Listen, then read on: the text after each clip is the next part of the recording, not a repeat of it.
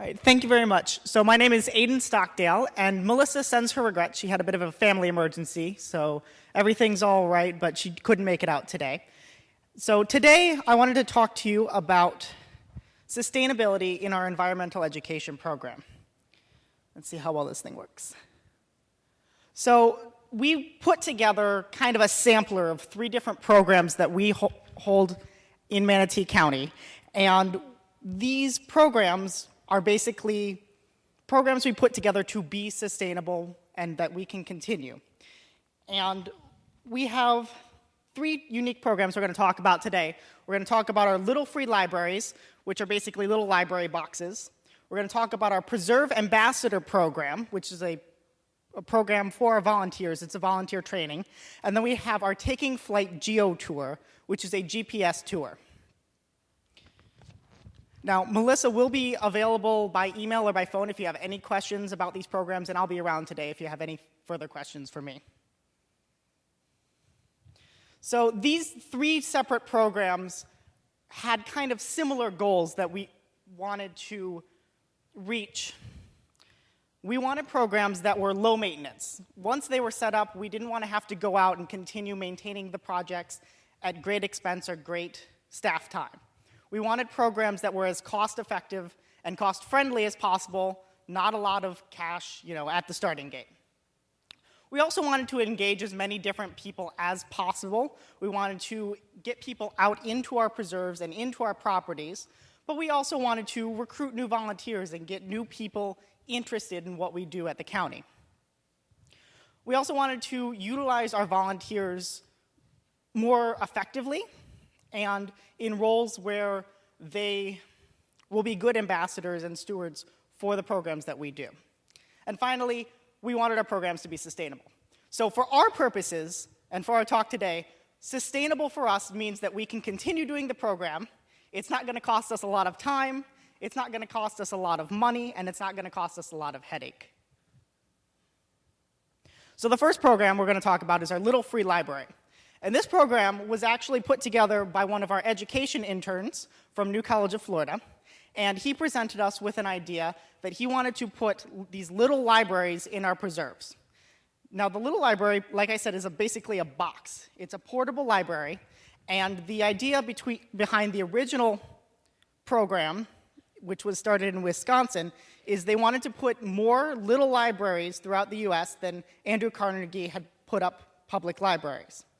So Nick brought this project to our attention, and he wanted to put 2 libraries in our preserves near our education centers and our welcome centers for the preserves. So our goals for this program, we wanted to introduce these library boxes into Manatee County. We wanted to have a spot for visitors to come and recycle books, but also to take books out. And we wanted to promote literacy. We wanted to promote environmental literacy, so we had some sort of nature connection. And we wanted to promote reading outside. So with this program, we purchased 2 separate libraries, and we installed them, like I said, near the visitor center of our preserves. So it was an area that was relatively heavily trafficked. People would see them. They were not hidden away in a corner. So this is some of the different choices that we had to choose from for our Little Free Libraries. And not all of these were available when we first did this. Let's see.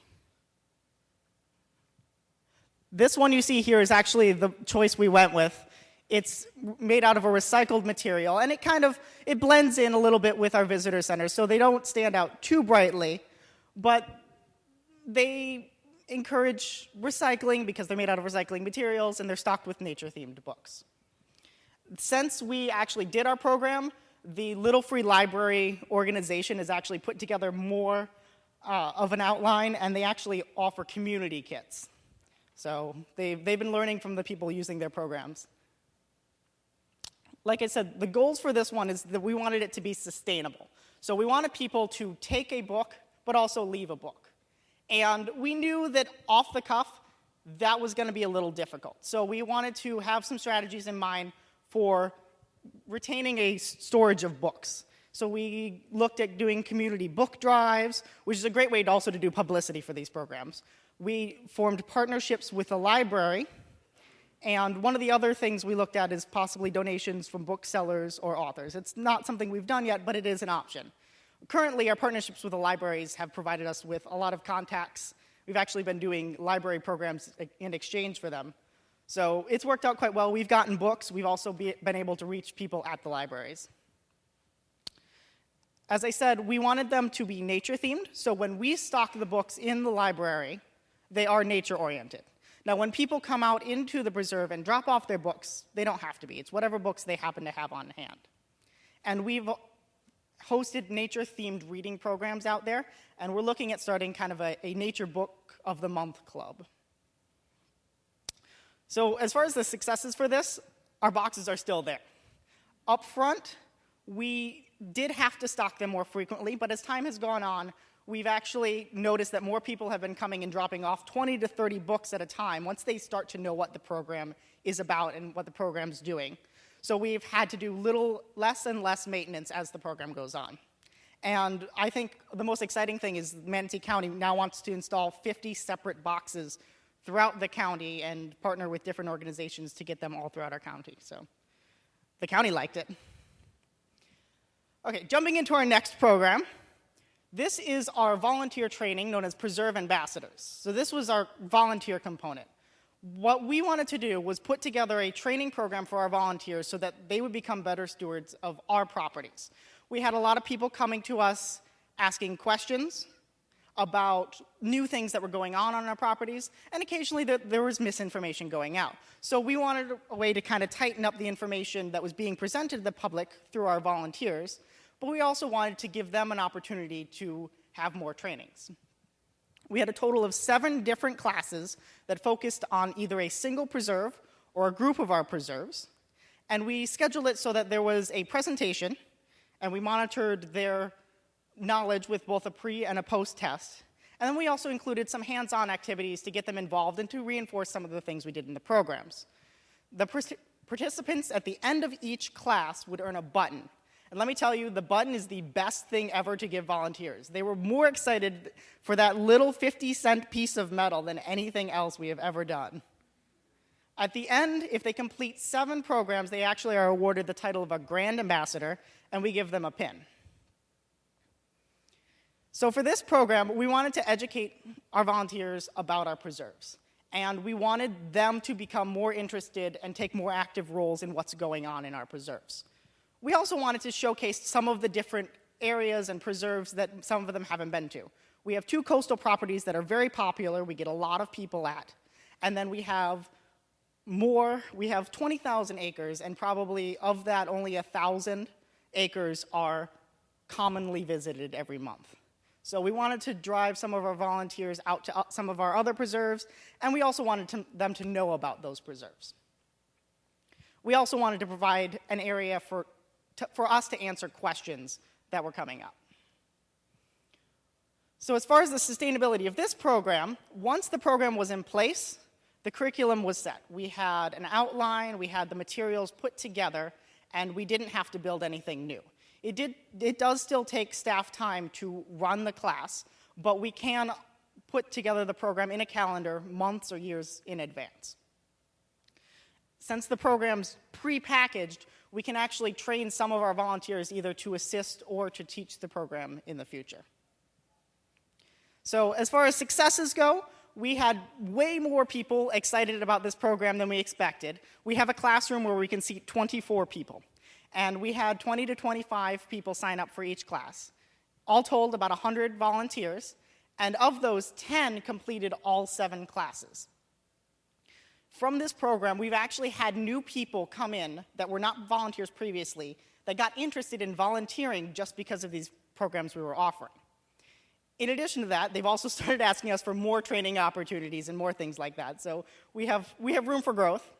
And one of the most important things for us is that we captured both new volunteers, but we also brought some of our veteran volunteers in to kind of, like I said, reinforce the knowledge that we have about our properties and make it so that we're all saying the same message.